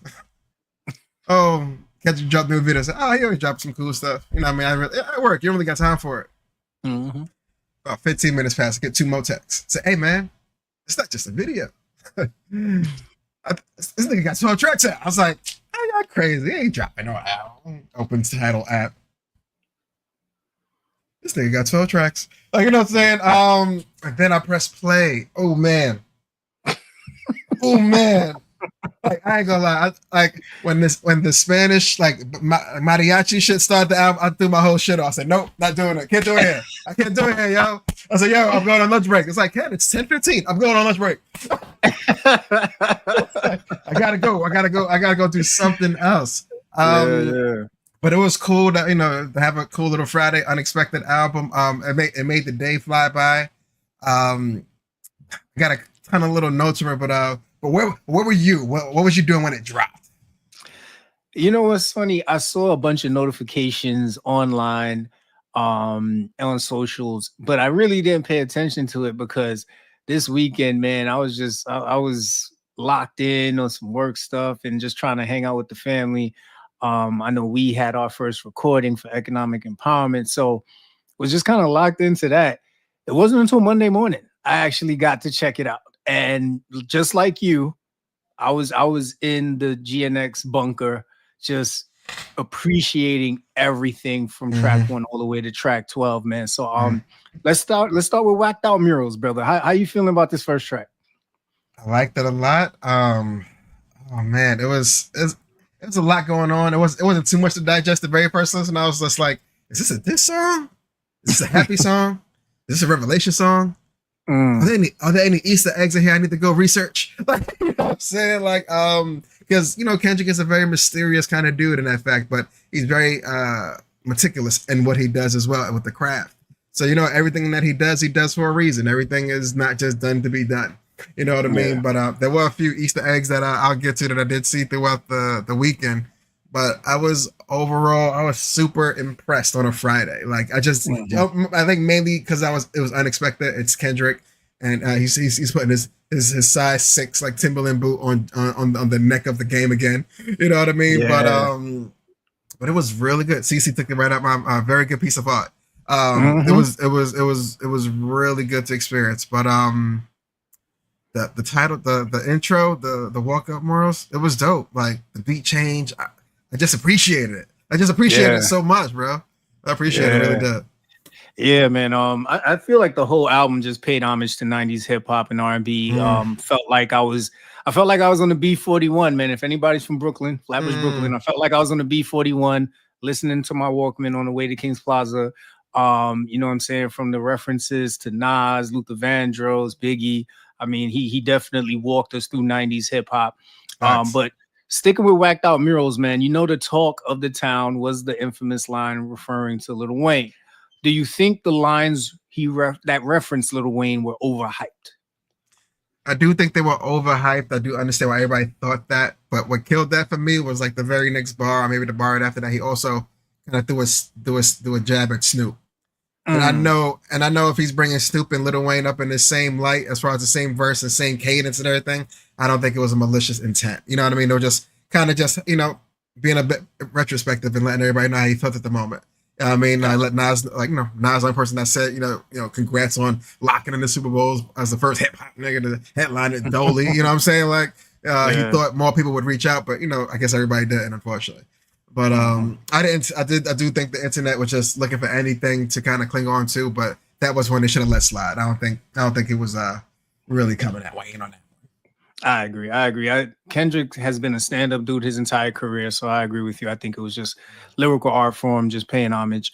But let's just jump to the track that has everybody on lockdown, has everybody screaming a condiment, aka the hit maker behind this song, TV Off. Talk to me, man. You started screaming this when you got on a Zoom recording with me, and I was like, what the fuck is he talking about? I think by the time we had that quick impromptu meeting, I might have heard the album like 5 times before then already, and I was so locked in. There was nothing else existing with me about that Saturday. So me just screaming. I've been screaming mustard at stupid shit all weekend long. Like, kids like, oh, can we go to Wendy's? I'm like, do you need any mustard? Like, I was just going off on them for no reason. But a cool little Easter egg I found with TV Off. Somebody took the lyrics off of TV Off and placed it over the Not Like Us beat. Mm-hmm. Dog, it fit. Piece for piece, bar for bar, beat raise for beat raise. And they were starting to question, like, yo, was this like a B-side to the disc? Like, did he make both songs and he just went with Not Like Us and that one led? You know what I mean? Like, because I'm like, and don't get me wrong, and now I'm wondering, does Not Like Us hit better just because you've been digesting it for 6-7 months, or because we didn't hear this other one yet? You know what I mean? If we dropped them both the same day, we would have some problems. Like, you know what I'm saying? But it was, if that was whether it was just a coinkydink, I doubt it. But if it is a B-side disc, that's brilliant in his own right, because he could have put Night Like Us on this as well to boost the numbers up, but he didn't. He kept it real cordial, real non-street on this one for that. But I liked it. But that mustard in the middle of the track though, I just wasn't expecting it. The very first time I heard it, I was like, this nigga is angry. But what was your thoughts when you first heard it? Oh, amazing, man. Kendrick, he just knows how to make a song. His unique style has always drawn me into, his whole catalog of music. If he would have dropped this track and Not Like Us, that's like a haymaker and adding a headbutt before the person actually hits the ground. Like, it'd have been too much for us to digest. So whoever made the decision, whether it was him or his team, I appreciate you for that, because now he's going to be in rotation for another 6 months. Of course, at least in February. Super Bowl coming up. At least in February, at a bare minimum. You know what I mean? Yeah. So we're not letting that go. But yeah, man, I always appreciate when a song transitions. I know Travis Scott has been infamous for that, and I think a lot of artists have actually followed suit and made good out of it. But this one here, man. Before you even move on with the beat transition, I got to give a quick shout out to Meek Mill. Don't get me wrong, I know it existed before him. Yeah, I know it existed before him. I understand that, but he brought that in on Dream Chasers early back then. The whole Dreams and Nightmares coming through. That's when everybody really appreciated the beat switch. You know what I'm saying? But another good track was Man at the Garden for me. What was your thoughts on that one? Did you like it? Did you hate it? I loved it. I mean, as soon as it started, I'm like, wow, that's one mic. Like, I was there. I was like, Kendrick on a one mic-esque beat. This is like, Nas got to be somewhere smiling, smoking a cigar, man. Like, facts. Big facts. Big facts. Oh my God. I ain't gonna lie. Man on the Garden kind of had me in a fake chokehold like all Saturday morning. Mm-hmm. Like, I was just like, nah, I gotta go back. I go one more time. Just put on repeat. Just put on repeat. I'm gonna wait till I get tired of it. Then I'll go to the next song. You know what I mean? Yeah. But it was super dope. That one mic rendition he did at the end, I was just like, his voice changing. That's what really gets it. The way he controls his tone and his levels. I'm like, this nigga really, he's like 4 people in the booth. You know what I'm saying? Like, he's so meticulous with his work and his art and his craft. I just respect it so much, man. That's a fact. CC asked, do you think the album is Grammy ready? I think he might miss this Grammys that's coming up in February as far as the cutoff, but Okay. That he might rumor has it he might drop another one. So I'm not even sure which album we're gonna put in the Grammy competition next year. He really gonna fuck y'all up. He got 2 separate albums getting nominated for Grammy Rap Album of the Year. Like Drake gonna blow his head top. No, that's a fact. That's a fact. So listen, man. Gloria took me for a spin, bro. Because at first when I listened to it, naturally I'm thinking, it's between him and his lady. It's a nice little story. But then, I know better than that. I've been listening to rap for a minute now. I'm like, let me listen to it again. Because knowing Kendrick, he's not telling me what he really wants to tell me the first go round. Right. Correct. And then I'm listening to the metaphors. I'm listening to what he's saying. I'm like, is he talking about like his rap, his pen? Like, where's he going with this? What was your interpretation, man?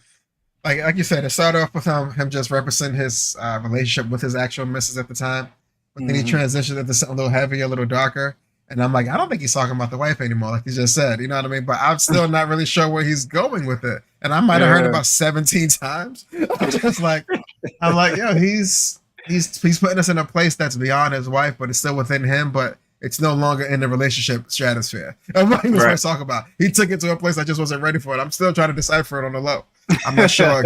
I'm not sure if Gloria might have been like a prominent person in his family as far as a mother figure or grandmother figure. But the fact that he left that where it was and showed light to his current rock, I feel like he was shining light on other rocks in his life. Well, we just don't know his family, so you might have to really be super in tune with him to understand who he was talking about and what he meant as far as references he was bringing up and everything like that. But shouts to the internet. They're going to let you know in a little bit. They're going to deep dive for you and sum it up in the 3-minute clip.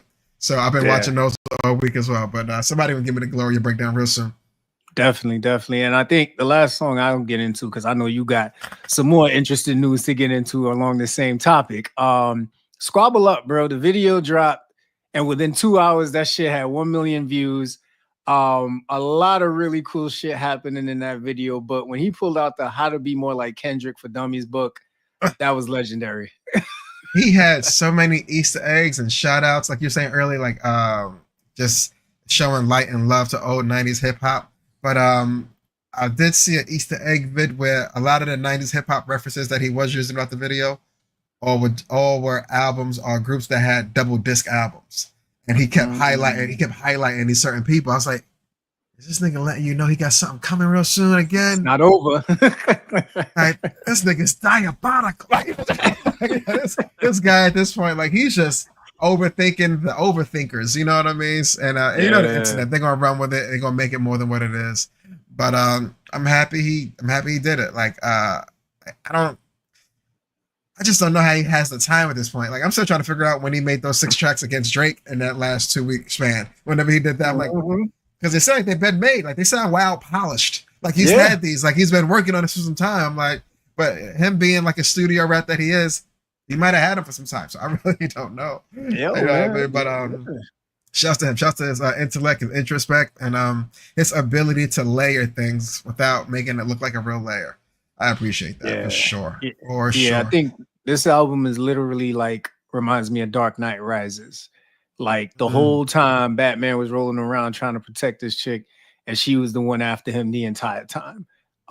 This dude, he prepared for this. He had this plan. He had this in the tuck for a minute, and everything was about timing. Music has always been about timing. You look at the DMXs of the world, the Nellies, the Lil Waynes, and now it's really like we've been listening to enough commercial music, for lack of better words, that now the essence is back, and it's kind of hard to fight it, especially at a time when people are looking for real shit. They're going through real shit. They ain't got time to hear that itchy yaya no more. And this is Kendrick's moment, man, and he's owning it. This is it. Yeah. There was 2 other funny Easter eggs I came across with him dropping it on November 22nd. The same day, like JFK caught a headshot or some shit like that. I was like, damn, I was looking for that. I was like, nobody was looking for that. But the other one I saw that kind of threw me for a loop was the fact that he made the GNX. GNX is an old classic car, and someone referenced the fact that this car was the car they was in Menace to Society, when him and Kane was riding around before they did the said, you gonna ride, nigga? Like, you know what I'm saying? And then I was just like, oh my god, he pulled this from that. Like that car was in the movie for about 7 seconds, bro. He pulled that from that. I'm like, his mind is just on another place with it. But yeah, man. some sad news on I guess overall. Listen, the album seemed to be well received by the masses. Like you said, 1 million views in 2 hours for the second track on the album. That's nuts. But Drake, he responded in a way nobody was expecting. It was 2 things he did that was weird as shit. While Kendrick is out here all for the culture, doing things for everybody else as far as hip hop's concerned, Drake jumped on stream with another white, highly known streamer called QXE. White guy, I believe he's from England or over the pond somewhere. But that was weird. Like when Casanat's in the middle of a subathon for 30 days, you want to go jump somewhere else and do something else? Whatever. You know what I mean? We're gonna ignore that part. But the big thing Drake did was he initiated some legal action and started sending lawsuits over to his own label. He had allegations that they conspired against him.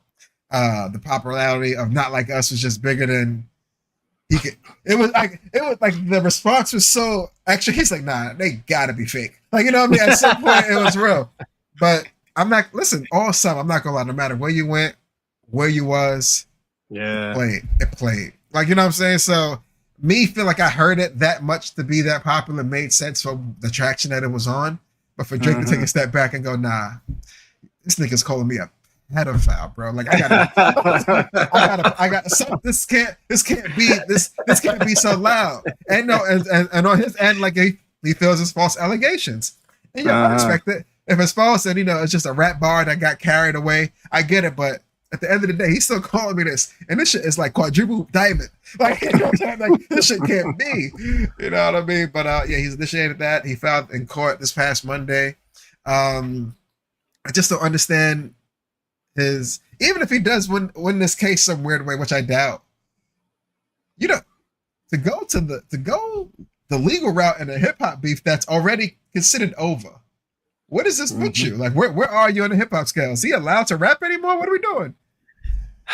Unfortunately, this rap game is too forgiving in certain cases, but it will be interesting to see the response to this, because this threatens a lot of shit for music. This threatens the actual culture of hip hop, the culture of having a back and forth with someone just through music. We've tried for so long to keep it on wax, and it's on wax. But he's mad that it's been so much out there that now there has to be something wrong with it. We've had years, at least a decade of hearing Drake songs over and over and over, no matter where we went. But the one time it's about you, it's an issue.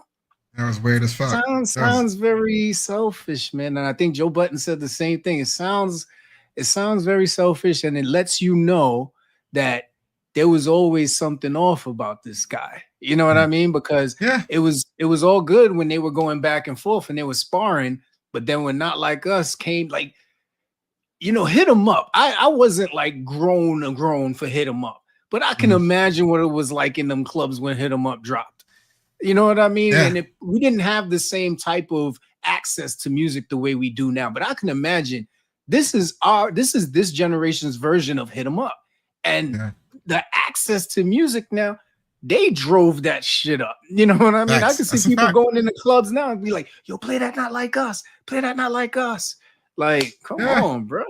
Yeah, it's a good fun party song. Like, granted, he's throwing this gentleman completely under the bus, reversing it, driving again, reversing one more time. We get that. But it was a dope summer song. Like, it's a dope car song. It just works. Unfortunately, it just sucks that you're at the opposite end of it. Getting all this heat. But it is what it is, man. You know what I guarantee? I guarantee there was a moment where Drake sang this song. This song is so good. I guarantee you there was a moment where he probably started fake nodding and then realized, oh shit, yeah, I'm not supposed to like this. Like, that's how good that song was.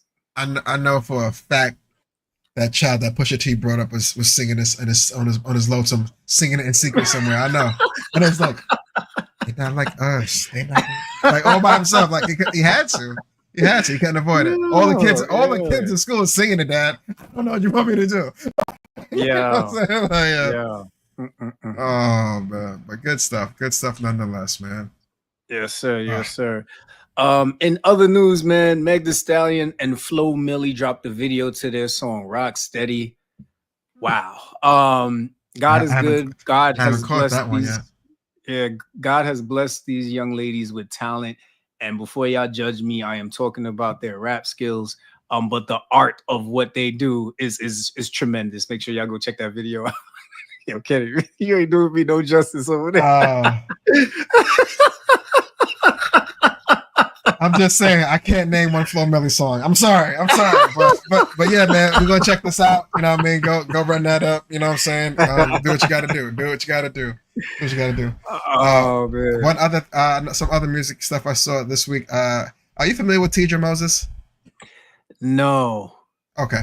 Tidra Moses, she's a singer. She's been singing for some time now. She dropped her first album back in 2004 called Complex Simplicity. Beautiful album. I don't get to listen to it often as of late, but it was great when it first dropped. And she had a cool performance on Tiny Desk where she was able to celebrate the 20th anniversary of that. You know what I mean? But upon first, like, I'm looking at it, I was like, is that Felicia Rashad singing at Tiny Desk? I didn't know she could sing. Yo, I'm looking a little close. I said, "Oh shit, no, that's Tidra." That's crazy, like, because yeah, it looked like Felicia Rashad just looking 24 in the face, bro. I was just like, okay. Yo, what? I'm like, she can sing all this. Like my first 6 seconds of not zooming in on who this is. Like, yo, I was like, she can sing since the Cosby Show, and she's now letting us know this. What the fuck? She dropped a ball. You know what I mean? But I'm looking at, oh, that's not her. She just resembles her immaculately. She had a doppelganger. But if you didn't catch that Tiny Desk, go catch it. If you didn't hear the album, it's old now. Please go catch it. It was super dope. But Tiny Desk does it again for sure. Definitely. And now that you mention that, I do remember like when I was scanning through songs, seeing the Felicia Rashad doppelganger. So yeah, I gotta check that out tomorrow. But yeah, man. Last thing on music, the baby continues his director genius, I should say. He has a new song, Fat. Well, it's actually been out for a while. TikTok, of course, has latched onto it and made a dance. But the video uses the Nutty Professor as the theme, and it is fire, man. He's being the baby, but he's dressed up like how Eddie Murphy was Nutty Professor. But he's definitely showing that he's ready for the big screen. So I am hoping that his team makes sure that his debut is on point, because I think he's going to do really good with it from what he's showing in these videos so far.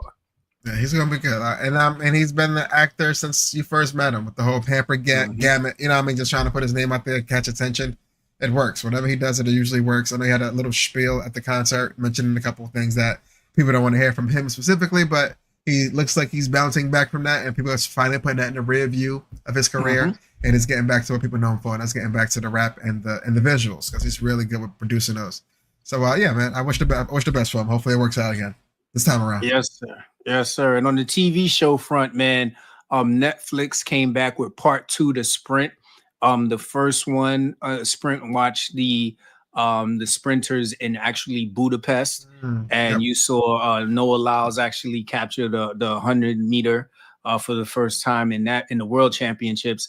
This one now, Sprint Part 2, watches all of these sprinters in the Paris Olympics for 2024. If you did watch the Olympics, you pretty much know who won already, but it takes you behind the scenes of everything that they went through to get to the points of their accomplishments, man. If you get a chance, you should definitely check it out. I love watching these shows just for the simple fact that it lets me know how much I am not in shape, and how I need to respect the fact that there are people out there who are way faster than I will ever be. Getting the job done. They're getting the job done for real. That's funny. Hell yeah, man. Hell yeah.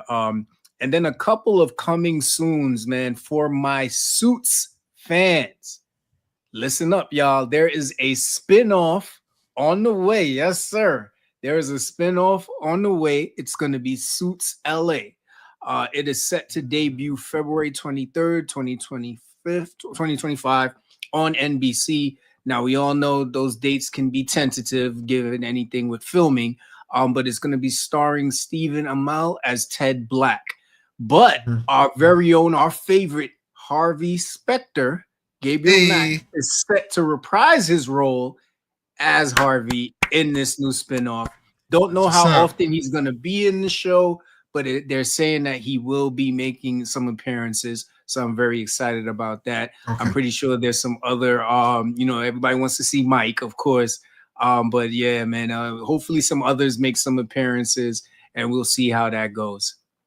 That's gonna be dope. Yeah, I'm gonna say if Harvey's not in there, I don't know if I'm tuning in, but happy you said that. Happy you said that. That's a fact. And then this other one, man, and this really hit my heart because 23 years ago, most of you, if you don't know, Sean Bell. He was an unarmed 23-year-old African-American man who was shot and killed by 5 undercover NYPD officers in Queens, New York. The shooting occurred at Club Kahlua, which was known for illegal guns and drug sales. But Bell was at the club with 2 of his friends for his bachelor party. The officers fired 50 rounds, killing Bell and severely wounding his friends, Joseph Guzman and Trent Benefield. The incident sparked widespread criticism of the NYPD and comparisons to the 1999 killing of Amadou Diallo. All 5 officers were acquitted. So this is going to be a 3-part docuseries called Aftershock about the murder of Sean Bell, as told by his then fiancee, Nicole P. Bell. The film is being produced by Manny Haley Productions in collaboration with Sean's then fiancee, Nicole P. Bell, and their daughters. I don't know if I'm going to be able to watch this, man. This almost reminds me of Fruitville Station. You kind of know what's coming, but you can't really prepare your heart for what you're about to see. But this is coming. I don't know who's actually got the documentary yet, but it is supposed to be coming soon. Okay. That will be interesting to hear because, granted, it was a terrible situation. Never really got to hear from the wife at the point in time. It was just so tragic the way it happened, and it being like on the eve of the wedding day and everything like that. So, it would be nice to hear from her all this time later. Not just to know that she's fine, but to know that she's kind of grown through it and is able to talk about it now. Finally. Yes, sir. Yes, sir. All right, so we're gonna make a quick switch over to FCP Sports Corner before we close things out, man. We're gonna keep it NYG to start. The Giants released Danny Dimes, man. Listen, this was the quickest fall from grace. The number 6 pick of, I don't even want to say what draft. It was just the pick that shocked the world. The Giants released a statement claiming this was a mutual decision. Do you agree, Kenny? It might have been. He's like, yo, if you're in a tax relationship, it's like, yo, you're not working for me. I'm not working for you. That's a fact. I know we got some paperwork between us, but we can rip that up, right? We don't need that paperwork, right? I just feel bad for the Giants, man. Because they chose him over Saquon. So as far as money's concerned, right? Yeah. They gave him the bag to ship off Saquon. We'll get to that. But to let him go a year later is just like, we still got to pay this nigga, and he let yeah. and to boot, he moved on to the Vikings. Yo, he made the playoffs. Yeah, these niggas on the low. So it's just crazy to how it all unfolds in the middle of November for the New York Giants, unfortunately. And but hey, Danny's gonna be fine. You know what I'm saying? I think he got another $400K for the rest of the season to be a backup. I don't think the old Giant contract is completely out. Somebody has to pay that. I'm just not sure who yet. And I don't know. I don't know. It's just it's funny, but not funny at all if you're a Giant fan. Yeah, and I think you hit the nail on the head. I mean, literally Saquon and Danny Dimes, if things work out for their respective teams, they could at least make it into the NFC Conference Championships. So that would be further than the Giants have been in a very, very long time. And yeah, I see Tanya always keeping us honest. Yes, the Vikings did pick him up. So it's going to be interesting because Sam Darnold is balling. But then again, injuries do happen. And if it does, Danny is there. Danny is there to save the day. And keeping it football news and another former Giant, Saquon Barkley continues to have what I am calling an MVP season. He went off on the Rams for 300 plus yards from scrimmage, 255 rushing yards, 2 touchdowns. I think the only thing terrible about this game was the fact that he tossed the ball through his legs into the stands and then went back to the bench to ask for the ball, only for them to tell him, "You threw it, bro." Once you let it go, it's nothing we could do, bro. Like you now got to pay a fee, and we don't know how much that is yet. Yeah, man. That's a fact. That is a fact. But yeah, he killed them last week. I know it might be fake early. I know it's the middle of the season, but listen, Saquon's killing. But he does currently have the rushing record in the NFL at 1,392 yards. Derrick Henry ain't too far behind him. I know these last 2 games kind of put him over the ropes, but Derrick Henry right behind him with 1,325. Like, if we had to make a choice right now, who would be MVP vote out of those Saquon. Give it to Say? Yeah, I'd give it to Say. I he would have, first of all, if it wasn't for the tush push, he would have more touchdowns than he does right now.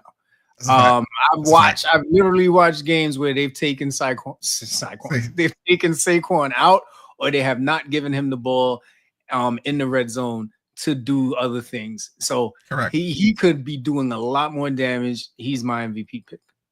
All right. I respect it. But speaking of Saquon and Derek, luckily for us fans, they're going to be meeting this weekend. But the real question is going to be who are you going to pick out of these two now? Like, who do you pick between Lamar? And what are you going to do? I'm staying with Lamar because that's still my guy. You know what I mean? But you got a choice to make. Who you got Sunday? You know what? I know the Giants ain't even in it, but just because the Eagles are in our division, I'm gonna go with the Ravens. Like I can't root for the Eagles just for the simple fact that they are our division foe, even though we're not anybody's foe right now. We're just in the division, but I'm gonna go with the Ravens, man. Yeah, I respect it. I'm going with the Ravens as well. Lamar is still my MVP pick on the low. He's still having a great season. Listen, he's doing everything he can. He just don't play defense. That's the only reason they lose in these little games here and there. But that's right. Yeah. Whatever. It is what it is. It is what it is. Yeah, man. All right. Anything before we get out of here, brother? Nah, I got everything off my chest this afternoon, sir. Now I'm hungry. Oh man, listen. So first and foremost, we are thankful for all of you. Appreciate y'all hanging with us for damn near 2 hours tonight. But I think it was great. It was a great conversation. Cheryl is amazing. Once again, if you want to follow her, I am Chef Cheryl on IG, man. You can follow her and see all the great work that she does, and also, inquire about her services if you need catering. Like Kenny and I said, we are thankful for so many things in this world. And as we go into tomorrow, I think this week begins the sprint towards the end of the year. I know weekends are booked up, plans are being made, then canceled, then made with others because you need to squeeze that time in before you officially close the books on 2024. Just make sure that you look at your year in review, right? You've had 365 days, 12 months, but it's not the end. You know what I mean? If you couldn't do it this year, set your plan, set your goals, set your strategy, make it count next year. I can't stress enough, y'all. Keep the positive energy in, get all that negative stuff out, stay focused on what you want to do, and keep God first, man. And I think everything will work out just the way it should, yo. Sure. W energy of December going into 25. Indeed. All right. I'm about to log off and get something, bro. Yeah. It's like there's so many smells coming in and out of my nose over here. I'm like, yo, I'm trying to ignore it. Definitely. I'm gonna have a drink with the wife. She deserved it, man. She been holding me down. Facts. All right, sir. So next time. My guy, love you, and I'm thankful for you, man. For real. Yes, sir. Same here, brother. Catch you soon. All right, later.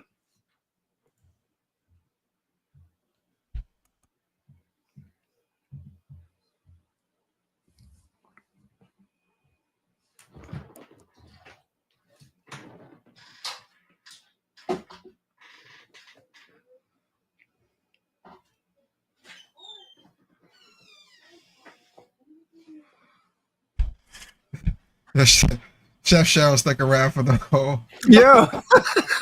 I think she just forgot how to get out. She didn't know how to get out. When she came back, she had the joint off. I was like, oh shit. I was like, yeah, we not. Nah. I don't know if she know that we can still. I don't know. That'll be something I don't have to bring up, but that was super funny for a moment. Yeah, man. Yeah. Yo, that was dope, bro. That was dope. Oh, I saw the docket. I said, oh shit. I said I had a couple of fillers, but we don't need none of those. Yeah. Fuck that. Yeah. Sean put his foot in tonight. That was what's up. But yeah, it's a good one. This is a good one.